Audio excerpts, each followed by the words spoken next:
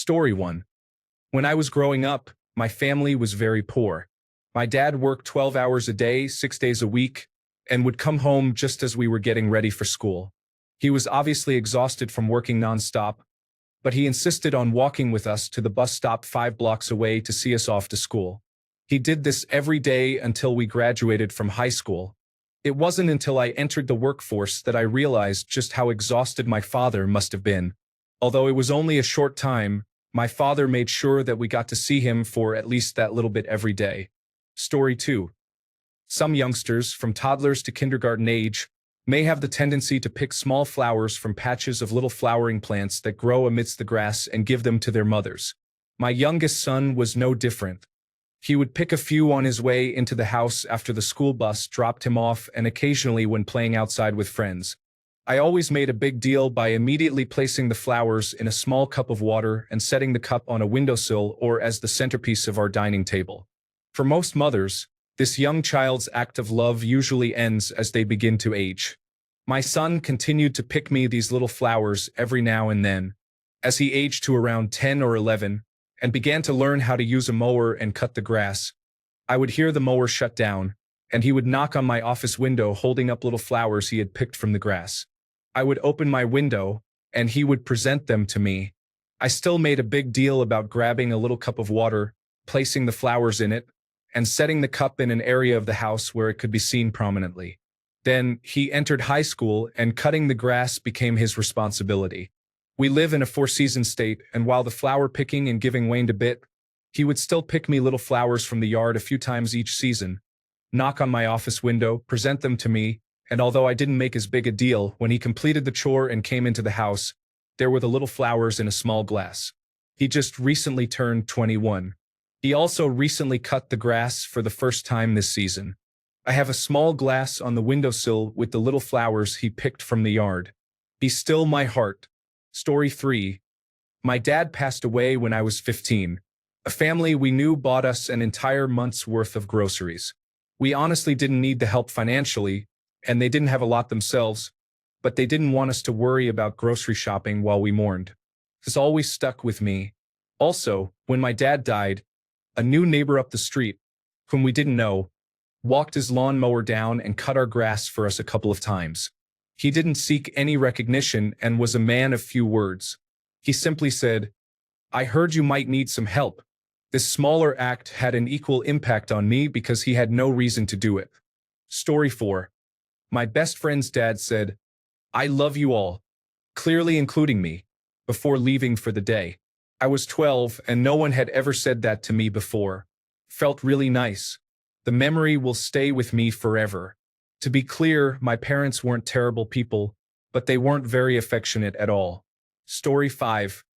I work closely with two men. We have been a team for 3 years at our current job and worked together for 5 years at our previous job. I have no doubt that we care for each other platonically, but we don't express it and we do not hug or show affection. We're all married and respectful of that fact. 1 year after a Christmas party, we were outside a bar when a fight broke out. My two male colleagues instinctively shielded me. One stepped in front of me, while the other put his arm across me and pulled me behind them. It's hard to describe, but I felt a deep sense of love in that moment. Story 6. My dad yelled, "That's my boy," at my baseball game. He worked a lot and didn't always catch the games. I told him not to say anything when he was there because if I knew he was there, I'd get really nervous. He agreed to be silent and hidden. I went through a rough patch for a few games and just couldn't hit the ball at all. One day I hit the ball perfectly. The sound of that bright orange metal bat is etched in my memory even 17 years later. The ball flew so far into the outfield that it guaranteed an inside-the-park home run for me. Hearing my dad say that almost made me cry. He was there for me, so proud that he couldn't contain himself. Even when I struck out multiple times, he remained quiet. I remember feeling like a failure when I would see him as we were leaving. His pep talks often made me feel worse. That day, I felt like $1,000,000. Not only did we win and I finally performed well, but he also saw the whole thing. Story 7. A man bought dinner for my mother, brother, and me on a train from New York to Connecticut the day my 4-year-old cousin died choking. My mother was not well, and we were not either, so we left New York immediately to go to our family. I think he saw my mom crying. He didn't ask if we needed anything. He just brought us the food, and it was one of the kindest things I've ever experienced. It was about 20 years ago, and just thinking about it brings a tear to my eye. Story 8. I mentioned once that my favorite candy was hard to find. A month later, they handed me a little bag with 3 packs they found in various stores. It wasn't about the candy. It was about being heard. Story 9. My husband had some old cinema camera footage of me as a toddler transferred to DVD as a surprise. Story 10. My husband showered before coming to bed because he had been at a pub where smoking was allowed indoors. I was pregnant and couldn't stand the smell, so he showered but slipped and knocked himself out in the shower. He woke up, came to bed, and didn't mention it until I commented on his bump a few days later.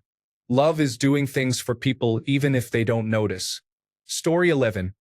My mother was terminally ill, and I was her caregiver while working 2 part-time jobs to put food on the table. My husband was working hard at a job he hated while studying full-time. One of the jobs I had was at a supermarket, and my husband received a Christmas bonus in the form of a gift card for that supermarket. Shortly before Christmas, I brought the gift card to work to use for our Christmas shopping after my shift, but my locker was broken into, and my wallet, phone, and gift card were stolen. The supermarket did not care and refused to replace it. I was devastated because we had no money to replace it, and this might be my mother's last Christmas. One of my friends, who I had worked with around 3 years earlier in a different job, learned about the theft and sent me a large Christmas shopping delivery that included our entire Christmas dinner, drinks, snacks, chocolate, and a few party games. I was so shocked and overwhelmed. It was the nicest thing anyone has ever done for me. Sadly, she passed away from a brain tumor a couple of years later at a young age. I will always remember how kind, funny, generous, and beautiful she was. She saved my Christmas with my mother. She was wonderful. Story 12. I had cancer, and my principal not only protected my job, but also created a non-classroom position for me to return to, allowing me to avoid using all my sick time. It was a truly commendable act. Story 13. Someone made me soup and sat with me when I was sick, without even asking. It was just quiet support, but it meant the world. Story 14. During COVID, I had to go into the hospital for a biopsy and procedure. I suffer from severe health anxiety and was dreading it. My husband wasn't allowed in due to COVID restrictions, so he dropped me off and parked outside the hospital, ensuring I could see the car from my room. He waited there all day until I was able to go home, which was about 7 hours. This was one of the many incredibly kind things he does for me, but I will never forget this one.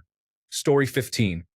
When I first moved out for college, my dad would drop off food, groceries, and toiletries at my apartment after finishing a long shift. Even though he is busy, he always tries to make time for me in small ways. I love you, Dad. Story 16. I was determined to shop a Black Friday sale starting at 3 a.m. My boyfriend said it was not a good idea, but I went anyway. After shopping for 2 hours, my blood sugar dropped, and I became disoriented. I wandered around the chaotic store in a confused daze. Just when I was about to collapse, I felt someone take my arm. My boyfriend had come to the store looking for me. I will never forget how I felt when I saw him. Story 17. My father is a man of few words, introverted and reserved. The day I gave birth and family was allowed to visit us. Everyone flocked to my newborn. However, my father came in with many fruits for me and stayed by my side the entire time, holding my hand. That day is ingrained in my memory. I will never forget it. Love you, Dad. And I miss you. Story 18. My new car broke down 6 hours from home while I was with someone I had been dating for a few months. After 5 hours on the hard shoulder, the car company put us up in a fancy bed and breakfast with a lovely roll-top bath in front of a cozy fire. I was tired and upset. He ran the bath and I got in with a glass of wine.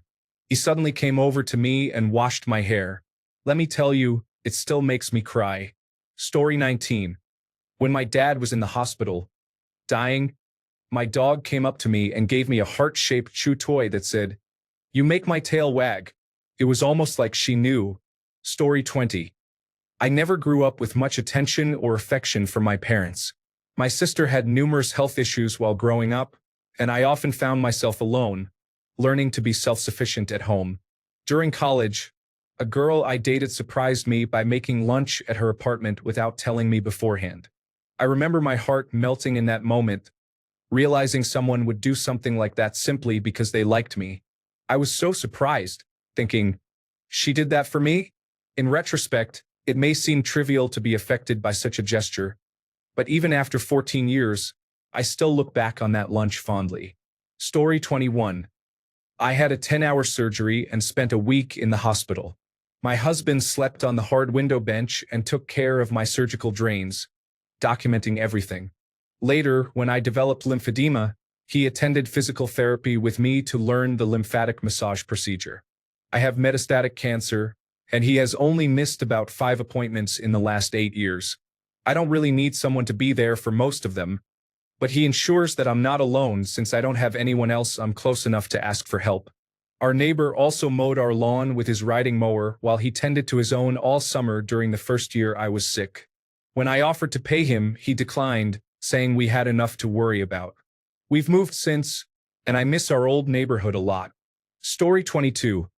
I was diagnosed with multiple sclerosis at 21 after a week of running tests and scans at the hospital. I shared a room with a sweet old lady who had cancer. When my neurologist broke the news to me, I happened to be alone, as my mom visited every day. I was quietly crying in my hospital bed. The older lady's daughter heard what had happened, and when she came in and saw me sobbing, she didn't say anything. She just gently rubbed my leg over the covers as a comforting gesture. At the time, I was too emotional and numb to appreciate it. But every time I remember that gesture, I get teary-eyed. Her mother died a few months later. Story 23. When I first met my girlfriend, I was 21. My father died before I was born, and then my mother died of cancer when I was 6, so I lived with my uncle and his wife until I was 18. One night, when I was drunk, I recounted to my girlfriend how my mother would make me tea and then stroke my hair until I fell asleep every night because we lived on a very busy, noisy street and our walls were thin. After a long walk through the city, she made me a cup of hot chocolate and stroked my hair until I slept.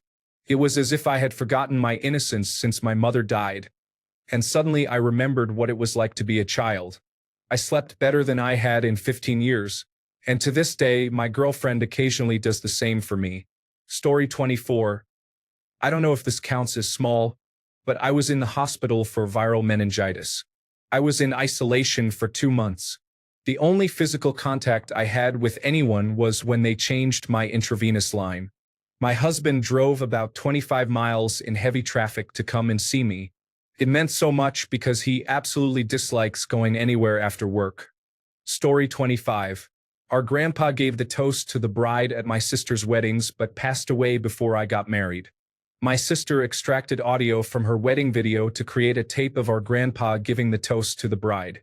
It was a huge surprise and incredible to hear his voice at my wedding. Story 26. I went grocery shopping a few days after chemotherapy and underestimated how weak I would be feeling.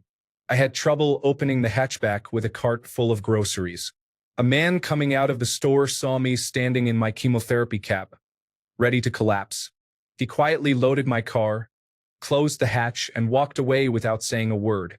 When I got in my car to rest for a minute and leave, he was gone. I think he was an angel. Story 27. My brother dropped out of college to come back home and stay by my side while I was in the hospital after a traumatic brain injury.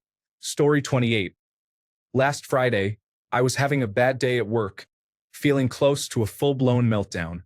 I was about to leave when a security officer offered to open the door and said, "I know it's not much, but I hope you have a great weekend, ma'am. Safe travels," then smiled. It felt strange, but maybe that was just what I needed that day. Story 29. After I had my first cesarean section and was holding my son, my best friend came to visit. I could barely move. She asked if she could brush my hair for me, I must have looked a mess after giving birth. It was such a loving gesture. I will never forget it. Story 30. During COVID, a year after my sister, who lived an hour away, was diagnosed with cancer while pregnant, the isolation from my family was affecting my mental health. My now husband, who was my boyfriend for 6 months at the time, took the afternoon off as emergency leave to pick me up from work and drive me to visit my sister and family, with their consent when I called him crying. He was incredibly selfless, and I am still so grateful. Story 31. My autistic teenage son is lactose intolerant. One day, we were at an event at our local library where the teens were making their own boba teas. In the middle of finishing his drink, my son had a shocked look on his face and said that he forgot about his dairy intolerance because he was drinking a milk tea. I honestly thought he had a non-dairy option, as they had both coconut milk and almond milk available. The librarian left and returned with some lactase chewable tablets for him, saving him from a painful afternoon. She was so kind and he was very grateful. Story 32. When I was in college in the early 1990s, I got a job babysitting a 4-year-old and her 1-year-old sister. Right away, this family welcomed and embraced me as part of their family. I was a young, foreign student in a strange country. I worked for them for the next 6 years until I returned to my home country. I went back for one of the daughters' bat mitzvah in 2002 and didn't see them again until early this month. We kept in touch over the years. The oldest daughter visited in January 2024. A few months ago, I received a plane ticket from the family to visit them for 3 weeks.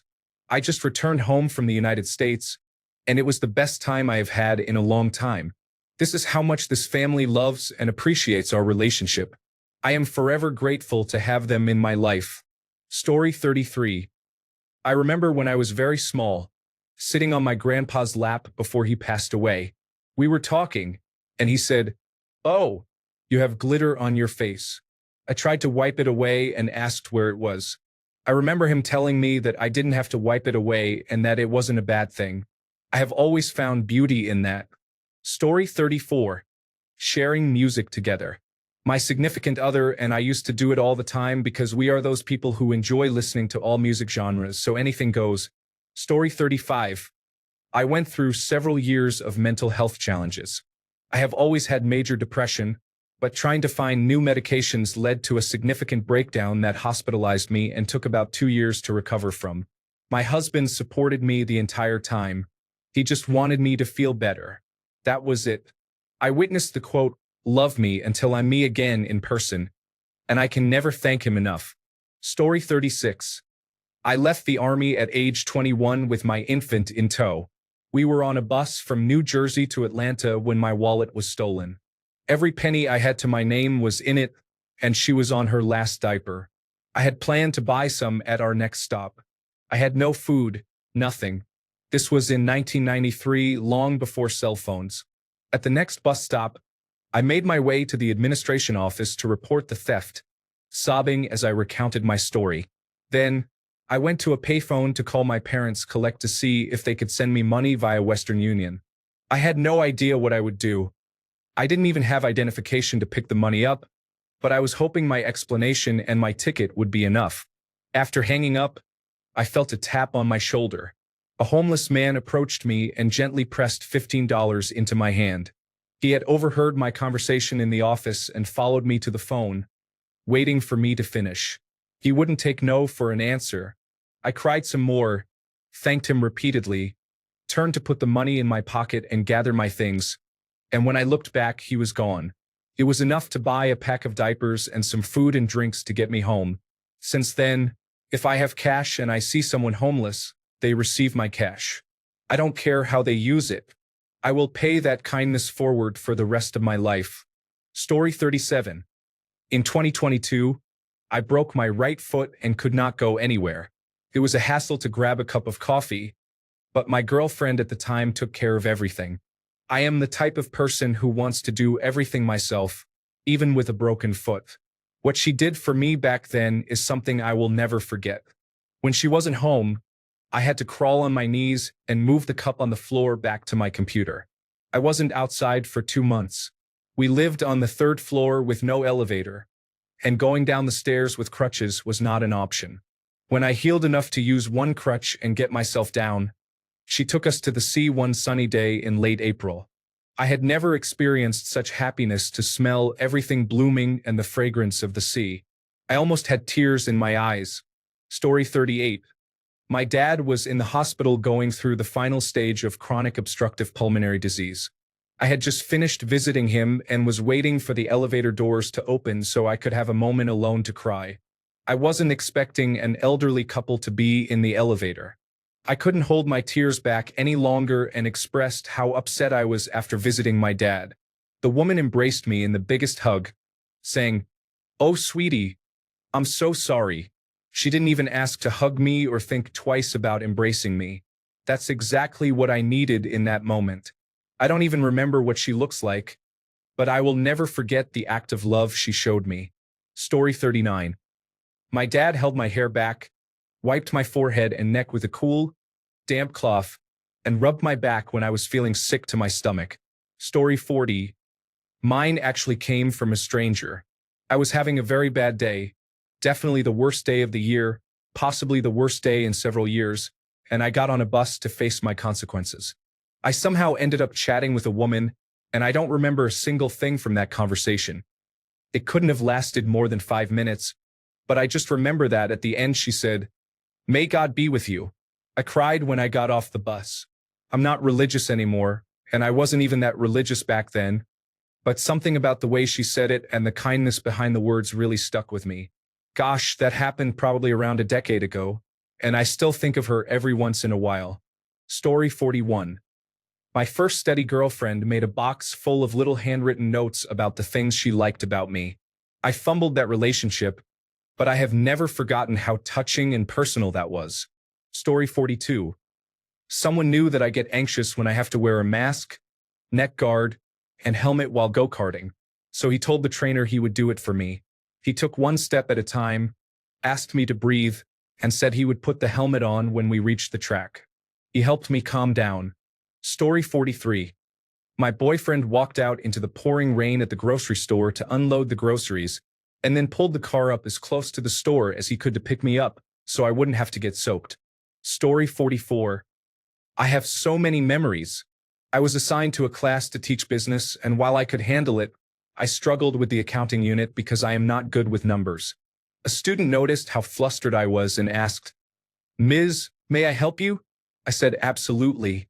I was completely honest with the class, which was gifted and wonderful. He helped me, and that class was so enjoyable. They even surprised me with a birthday party when we returned from winter break, complete with cake, plates, soda, cups, and everything. The same happened with my maternity leaves. Students threw me parties both times and brought little gifts they thought I and my baby would love, along with cake and a card filled with lovely messages. I keep the cards I receive yearly. My husband says to toss them, but they are what will get me through the next 15 years of my career. On a side note, I am in Canada. Teachers here, for the most part, are paid well and respected. I know this isn't the case in all areas. Story 45. When I was in high school, I had a flat tire on the interstate. I pulled off into the closest side street, which was a neighborhood. My dad had taught me how to change a tire, but it was my first time doing it completely alone, so it was a bit slow going, especially trying to get the hand crank jack into the right position and raise the car. The owner of the house I was parked in front of came out to check on me. It turned out he was a mechanic and grabbed a hydraulic jack from his garage. He lifted my car and changed the tire in about 5 minutes. It was probably a small part of his day, but it was very kind of him. Story 46. Maybe not love, but definitely kindness. Last year, after a rough patch, my husband left me. He moved out of the house we had only bought 6 months ago. I was devastated and felt like my life was over. His leaving meant I had to sell my house, which I had wanted to own for so long, and relocate. I literally couldn't get through an hour without crying. To pass the time and help me process my feelings, I took myself for walks.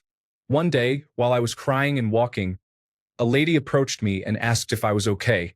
I managed to choke out that my husband had left me and that I needed to sell my house and move. She replied, "I'm so sorry that happened to you. The same thing happened to me and I was pregnant. I lost my house and my job as well. I promise you it doesn't feel like it now, but you will be okay. Everything will be okay. I felt so touched by her kindness. Reaching out to a complete stranger to check if I was okay felt like a hug at a time when I felt so alone. 1 year later, of course, she was right. I am okay, and everything did turn out okay. I think of her often, and I hope she knows how much her words helped me at that time. Story 47. My boyfriend did something really touching a few days ago. He came over in the morning, and we hung out while he waited for an important phone call for a job he wanted. I told him he could stay in my room, but he likes to pace when he's on the phone, so he decided to go downstairs to avoid bothering anyone. When he eventually got the call, I knew it would take a while, so I pulled out my laptop to finish editing an assessment. About 20 minutes later, he knocked on my door. He was still on the phone, so I made a questioning gesture, and he quietly handed me a mini bouquet of flowers he had picked for me. They were simple field flowers like clover and daffodils, but he managed to find blooms of many different colors and organized them into a tiny arrangement. Without saying a word, he blew me a kiss and went back outside. It was such a small gesture, but I felt so loved and cared for. It completely changed my mood. Story 48. The day my dad died, I wandered into a cheap salon because I figured I needed to look presentable for the next few days. It made sense at the time, I guess. The stylist was on her own as the other two had called out, so I had to wait for about 15 minutes while she finished with the current customer. She asked me what we were doing that day, and I must have said I needed a haircut for my dad's funeral and cried a little because she hugged me and led me to a sink. She asked a few questions about my dad while she slowly washed my hair, then said, "Let's treat you to some extra conditioning treatment. I think you could use something nice right now." When I was seated in her chair, she looked at me and said, "If you showed up to his funeral with bright red hair, your dad would?" I cracked a smile, knowing he would say, "Get a big kick out of it and tell me I'm a silly goose." The stylist nodded and began assessing my hair. A gentleman came in, and she paused to give him a quick trim. She promptly ushered him out, locked the door, and told me, "You'll have my undivided attention from here on out." She cut, dyed, and styled my hair with minimal small talk, handing me tissues, squeezing my shoulder, and offering quiet murmurs of support. My hair looked quite nice, despite how terrible I felt. I knew it was going to cost me, but at that point I didn't care. When she was done, she walked to the product wall and bagged up one of each product she'd used on my hair. She went to the register, pressed some buttons, and hugged me again. She said, "This is on us.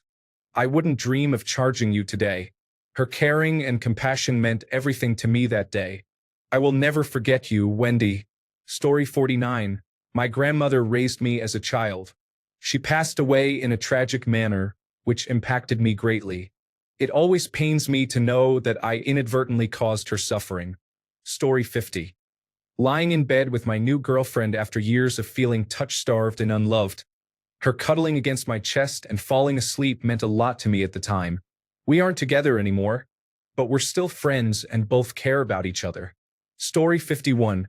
When I was assigned to a rural hospital, my friend prepared lunch for me and brought it along because she knew I hadn't checked the message in the group that indicated the hospital cook had fallen ill and would not be preparing lunch for us. A small act, but I will never forget it. Story 52. When I had a bad round of COVID a few years ago, my friend, who was in Hawaii on vacation, ordered Panera soup for me. She was 5 hours ahead of me too. Story 53. An ex of mine was reading about Star Wars and trying to learn as much as she could to enjoy the premiere of the new Star Wars movie we had tickets for, and hopefully talk to me afterwards about some of the smaller details. She spent a long time going through things she thought might be important, and whenever I got close or tried to suggest something or say she didn't need to do this, she would shush me away. It was very sweet of her. Story 54. The 4-year-old I live with asks for kisses but can be a mischievous little one and often licks people. One time, she said, "Kissy," and I replied, "Sure, but don't lick me." She didn't, and then I reminded her that I would be leaving for an international trip soon but promised to be back in time for her spring concert. She paused and then asked, "Extra kissy?" She told me she would sing extra loud for me when I returned. I jokingly said, "Oh God." Her mom and I are gently sarcastic with her as a bit of an inside joke since she is too young to understand. When she had a school project to make a collage of family, she included her mom and me in the picture. I am of mixed Asian and Caucasian descent, but my Asian features are more prominent. She is very Caucasian and didn't hesitate to include me in her picture of immediate family. Unfortunately, her teacher cut me out of the picture, stating family only, without any questions. She was the only child who didn't have her family picture displayed in her cubby. However, when her mom, the most level-headed and logical person I know, found out, she became furious. When I was traveling for over a year, the child had a project where the children were assigned a country to research. She tried hard to get one that I would be visiting. She asked her mom the day after I left if I would be back soon. She was 3 at the time, so her sense of time was not well developed. My mother is her godmother, and I learned that the child's mom once expressed her fears about dying and who could be trusted to care for her child. The child asks about me and talks about me to her friends almost daily, and I do the same. I'm like one of those parents who can't stop talking about their kid. It may be a little annoying, but she brings me so much joy. Children have so much love to give. I don't think I want them for myself, but I can see why people do. Rant over. Story 55. I was in bed with my partner, and for some reason I can't quite explain, I was eating soup in a bowl. Around midnight, I knocked the entire bowl over and drenched the bed. I immediately started crying and apologizing. Without saying anything, he got up, took the bedding apart, threw it in the wash, and put new sheets on the bed. I kept expecting to be yelled at, told how stupid I was, or belittled because of how I was raised. Instead, he just hugged me and shrugged his shoulders. "It's just soup," he said. "No big deal." In that moment, I really felt loved. Truly was just soup. We're getting married next June. Story 56. When I was about 14, I went camping with a childhood friend for a couple of days away from my parents to a site without any cell service. I was a really anxious kid and was nervous about being away from my friend group and disconnected from the world for that long. The Friday that I left, my best friend handed me a little jewelry-sized box taped up with instructions not to open it until I left school. I ended up opening it on the way to the campsite, and it was jammed full of at least 50 little messages on scraps of paper. Memes, references to inside jokes, little comments about what I was doing, and wishes for me to come home soon. She had our entire friend group write things down for me so I could read them whenever I felt homesick. My heart was so warm reading them all in the back seat of my friend's parents' car while they chatted around me. Still the nicest, most thoughtful thing anyone has ever done for me. A few years earlier, when I was 12, I went through a rough mental health spiral and started to self-harm. I don't remember who in my life knew. I know I didn't receive any help from my parents, not their fault. They didn't know what to do with me, and I wasn't very honest with them at the time. And the friends who did know didn't seem to care. Again, to no fault of theirs, it wasn't their responsibility to worry about me. I started to develop a sort of apathy toward it. In my preteen brain, no one around me seemed to care, so it felt like less of a big deal. One day, I was made fun of for my cuts on the bus ride to school. I ended up telling my same best friend about it. To my utter surprise, I didn't even get to the part of the story where I was made fun of. As soon as she learned what I had done, she burst into tears. It shocked me like nothing else. Totally snapped me back to reality, and I started to cry too. We spent at least half an hour crying and hugging each other in the middle of homeroom, not caring about the students around us or our teacher giving us weird looks. No one else did anything to help me. I never saw a psychiatrist or a therapist despite the adults in my life knowing what was going on. I was never spoken to by counselors. I wasn't checked in on. The friendships I had with other people who knew spiraled into competitive mental health deteriorating self-harm black holes. Anyone who's experienced it knows what it's like. But I felt cared for unconditionally in that moment, and it still makes me tear up thinking about it, even so many years later. I love you, Jane. Story 57. When I started dating after getting divorced, a girl liked my profile, and we started talking on the app. We clicked really well and began texting the same day. We ended up spending 3 hours on the phone that evening, met twice over the weekend, and had a great connection. We were very similar in many ways, many of which I had never experienced with someone else. We hung out a lot for the next few weeks, talked every day, and it was going well. I had never related to someone so well, and she seemed to feel the same. She was hesitant to label the relationship, but I didn't mind since it was only a few weeks in. Then, over the course of a day or two, I could tell something was off and checked in with her. She explained why she suddenly believed we wouldn't work well together and that I shouldn't date her even though she wanted to remain friends. I was hurt and confused. I figured she was trying to let me down gently. However, I could admit to myself that we often felt more like old friends than romantic partners, so we remained friends. A week or so later, she told me she had feelings for a guy she had been seeing for a while and felt bad for not telling me the truth. She insisted she wasn't dating anyone else, so I was hurt that she had lied about that. It turned out she had been this guy's side partner for several months, and they had developed a close bond that worked for both of them because they were both afraid of commitment but wanted closeness.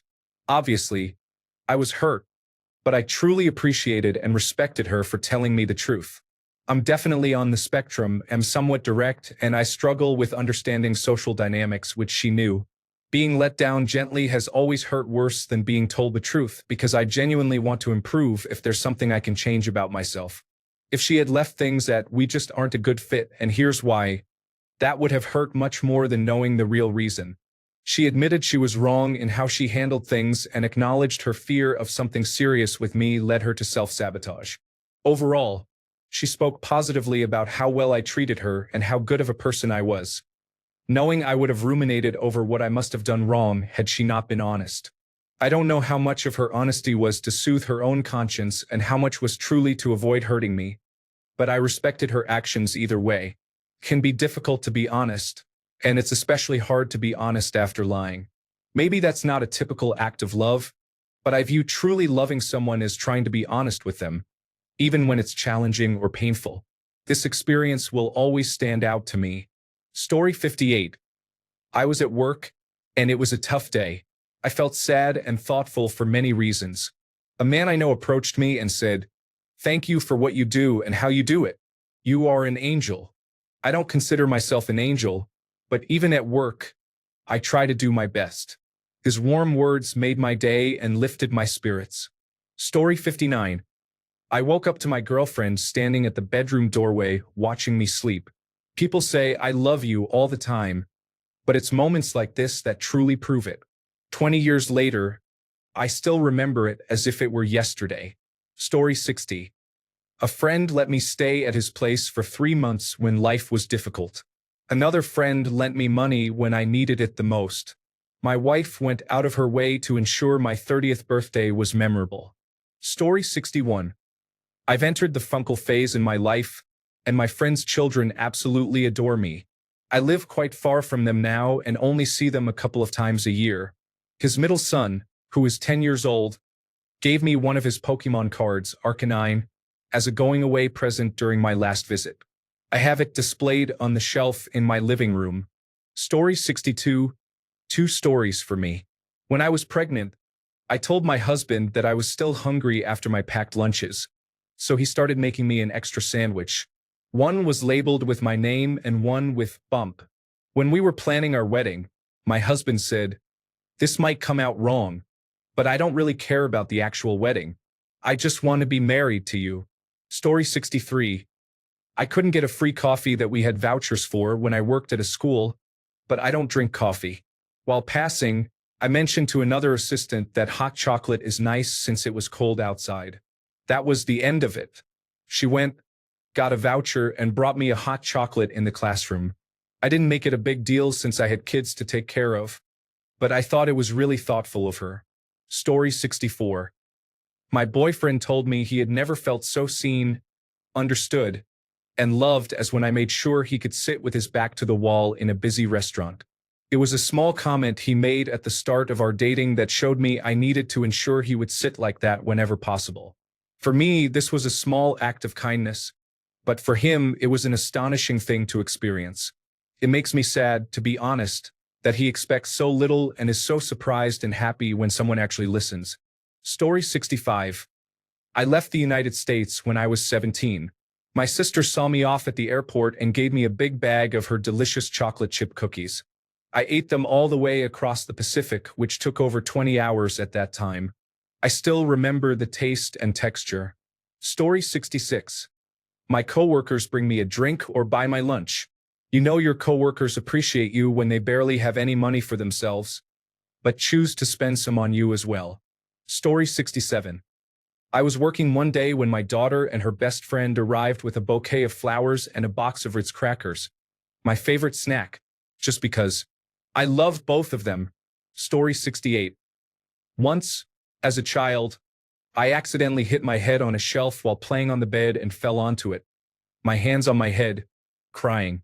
My cat was lying on the cover next to me and gently placed her little paw on my head, as if she wanted to soothe me. Animals show love the best. Story 69. My friend invited my son over to their house for an Easter party. Even though I work from home, I have to work on holidays, so I don't get to spend much time with my son depending on the holiday. She came and picked him up, allowing him to spend the day at their house.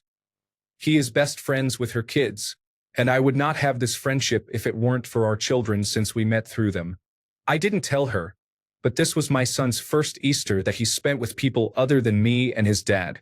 He also had his first Easter egg hunt with other kids his age, as he usually does them alone. I am grateful to that family for countless reasons, but this small act still warms my heart. Story 70.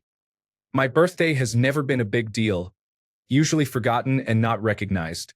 I was working at Pizza Hut at the time. I showed up for my shift and focused on my work. I'm typically bummed on my birthday. While I was on the phone taking orders, one of the girls I worked with called me over to help her. When I walked around the corner, the entire staff was standing there with a little cake and candles. No one has ever done anything like that for me, not even family. My boyfriend, who also worked there, told them it was my birthday, and I think about that often. It was my 21st birthday. I got off work and bought a bottle of liquor. Story 71. An act of passive love, but I think it still counts. When I was growing up, my neighbor looked after me a lot. She was an older lady with adult children of her own, but they didn't live nearby, so she always had time to babysit when my mom was working. I moved out when I was 15 and lost contact, despite still living nearby, which I regretted in hindsight. A few years later, I was in the neighborhood and saw her lights on, so I thought I'd stop and say hello. I went in, had a cup of tea, and caught up with her. I noticed that she didn't have any pictures of me anymore like she used to. The shelves were packed with her grandchildren and great-grandchildren. I felt a bit conflicted. It was bittersweet. I was happy that she had so much family around her, but sad that I had let the relationship lapse. Then, as she went to let me out, I saw that her keyring was still one of my old school photos from when I was about 10. I was so touched that she still kept that, even though there was no room left on the shelves. Maybe it was just a conveniently shaped keyring and she attached no importance to it, but it was touching to me. Story 72. My sweet 4-month-old husky mix puppy crawled into my lap to kiss and comfort me shortly after I had to put my 20-year-old cat to sleep. She had been the love of my life, and it was a heavy burden for a young puppy to carry, but she did so easily, with grace and often humor. Story 73. My social battery had completely run out toward the end of our graduation photo shoot, but my friends still wanted to have fun and take selfies. I couldn't explain to them that my social battery had turned off, but they noticed I was not myself. One of my friends hugged me and told me that she understood and that I didn't need to talk if I didn't want to, but she was there for me if I did. She even told my classmates that I needed a little peace. I felt appreciated and understood, and definitely not strange. That's when I knew she was a friend I should never let go of. Another time, I was upset after an exam and didn't want to talk about it. Another friend from the same group noticed and told me she was there if I wanted to talk. It meant the world to me that she supported me and was there for me, even though I wasn't going to take her up on the offer. That's when I knew that she was also a friend I should never let go of. Story 74. My dad, who passed a few years ago, gave me a birthday card when I was 17. I am in my 40s now and I still have it. I will never let it go. It's just a piece of paper that reminds me how much he loves me. I was also the only one of his 4 boys to not receive a car on my 17th birthday. Puts life in perspective. I still have the card. The cars are gone. I got way better mileage out of the card. Big presents mean absolutely nothing. Story 75. I was on a chat roulette site when suddenly a woman from Brazil appeared. She immediately opened with encouragement, praise, and affirmation. Although her screen was black, she had the most beautiful and calming voice. I genuinely felt like I was being visited by an angel. For someone to enter a cesspool of men just to offer kind words, affirmation, and encouragement shows a genuinely loving heart. I cried after we disconnected because I really needed it.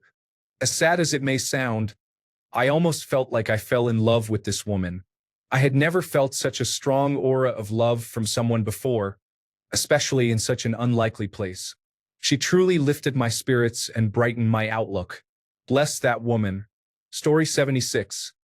My wife threw me a surprise 33rd birthday party.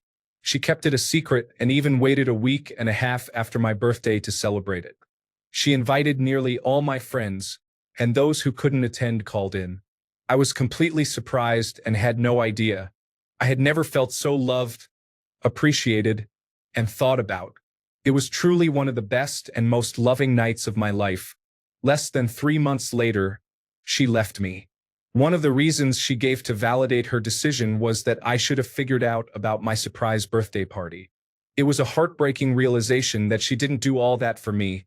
She did it to appear as a good and loving wife. In the 9 years since, I've noticed that every relationship I'm in seems to end with them abandoning me after not really caring for a while. I am currently working on understanding what about me attracts this behavior because I play a role in these patterns. So I'm alone. But being alone is better than being alone together with someone, as that is truly frustrating. Story 77. My boyfriend is replacing all the treasured books I had to sell for a small amount to help pay the bills when I discovered my ex-husband had accumulated over £100,000 in debt. He has also let me live rent-free in his home for the past 3 months after I had to sell my former marital home due to that debt. This is not a small thing, to be honest. He is a keeper. Thanks a bunch for sticking around till the end of the video. Remember to subscribe, and until next time, stay awesome and goodbye.